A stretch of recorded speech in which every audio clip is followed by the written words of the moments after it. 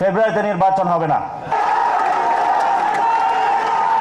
ফেব্রুয়ারিতে নির্বাচন হবে না, কারণ যদি ফেব্রুয়ারিতে নির্বাচন হয়, আমার যে ভাইয়েরা শহীদ হয়েছিল, রক্ত দিয়েছিল সংস্কারের জন্য, একটি নতুন সংবিধানের জন্য, তাহলে কবরে গিয়ে তার লাশটা ফেরত দিতে হবে এই সরকারকে। আমার যে ভাইয়ের হাতটা চলে গিয়েছিল, যদি সংস্কার কাজ শেষ না করে নির্বাচন হয়, তাহলে এই সরকারকে আমার ভাইয়ের হাতটা ফিরিয়ে দিতে হবে।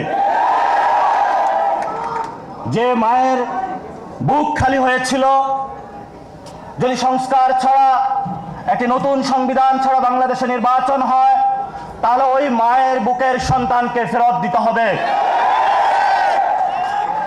অনেক বাচ্চাকে দেখেছি এখনো বুকের দুধ পান করে, কিন্তু বাবা শহীদ হয়েছে। তাদের সাথে যখন কথা বলেছি, তাদের মুখের ভাষা পাইনি, শুধু চোখের ভাষা পেয়েছি। চোখের ভাষাটা ছিল অশ্রু। যে অশ্রুতে তারা বলেছিল,